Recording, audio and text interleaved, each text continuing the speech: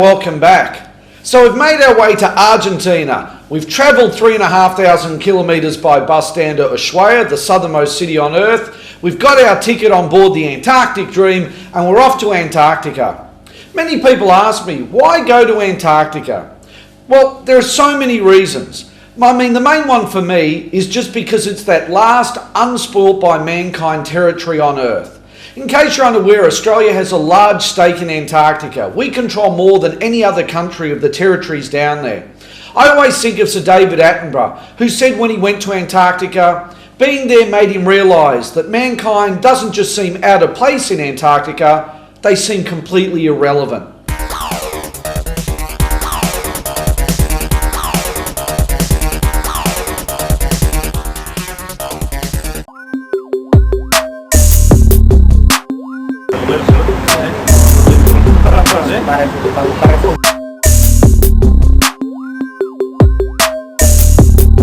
That means that the casual troll warship cruiser is indeed on the light here in itself.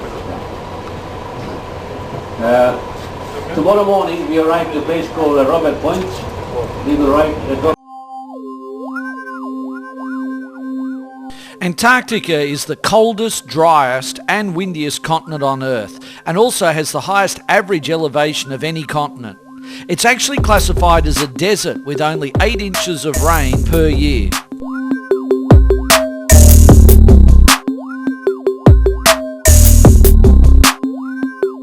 So how do you go and see things on land in Antarctica? Well, what they do is the icebreaker takes you across the Drake Passage, the roughest ocean on Earth. 4 days there. They nail down all the furniture so things don't slide around. Then when you get down there, they have what are called zodiacs, which are inflatable boats that take you on the surface of the water out to land, and then you go and do your landings each day. It can be really tiring but really rewarding.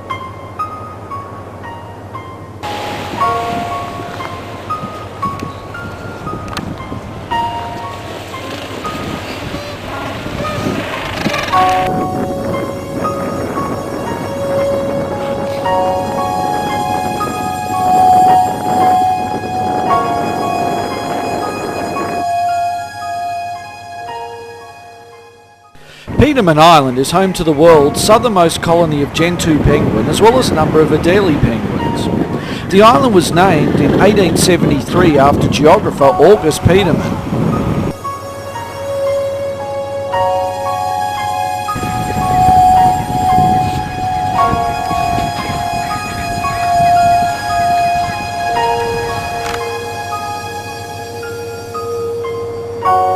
At the time of year we visit the island, the penguins are just in the process of getting their nests in preparation, sitting on their eggs and getting ready to lay. Well, here we are in Petermann Island, which is the southernmost Antarctic island for Gentoo penguins. There's also some Adelie penguins here also. You can see in the background the hut that was used in 1909 during the famous expedition back then, as well as some new huts that are being used by some Antarctic staff here under an American supervision. Oh, enjoy and say hello to our friends. Building a nest can be a very time-consuming, not to mention a hazardous situation. What happens is the partners go down, collect rocks to bring back to the nest while the other partner guards the eggs. This involves a long walk as many of the nests are deliberately perched on the top of hills and cliffs to make sure there's adequate protection.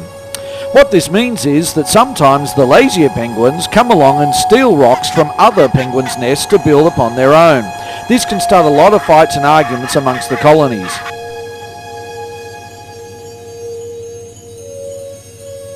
Well, behind me is the hut that was used in 1909 for one of the first expeditions to this area. Of course, it paved the way for the successful expedition of Amundsen only a few years later, and of course the failed expedition of Scott in 1912.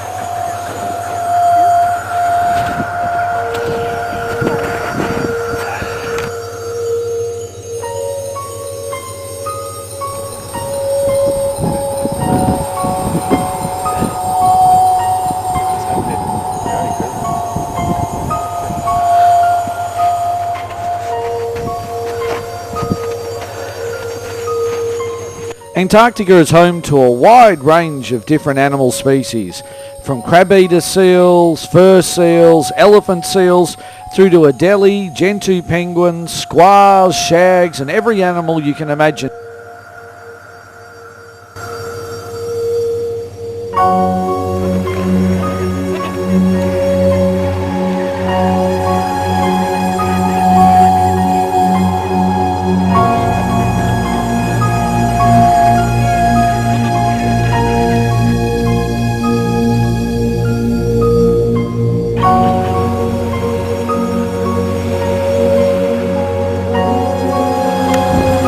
This part of the island is actually named Port Circumcision because it was spotted on January the 1st, 1909, the traditional day for the Feast of the Circumcision.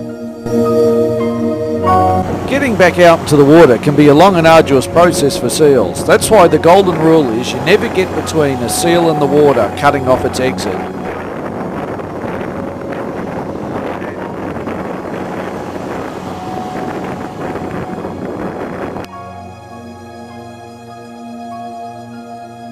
Here we are at Circumcision Bay, where you can see behind me the cross of 3 expeditioners who died going crossland here in 1982. The 3 British people got trapped in a snowstorm and lost their life here.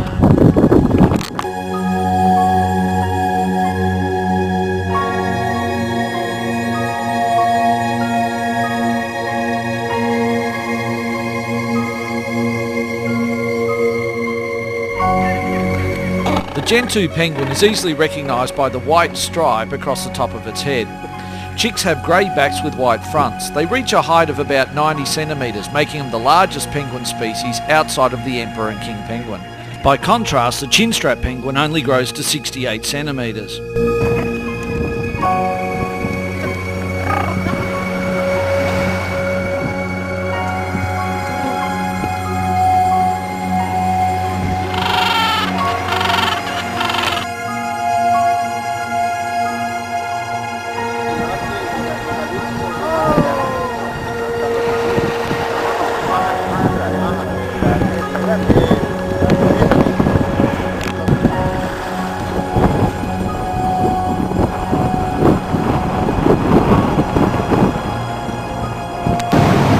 With that, it's time to head back on board, get some hot chocolate into you, and head off to our next stop.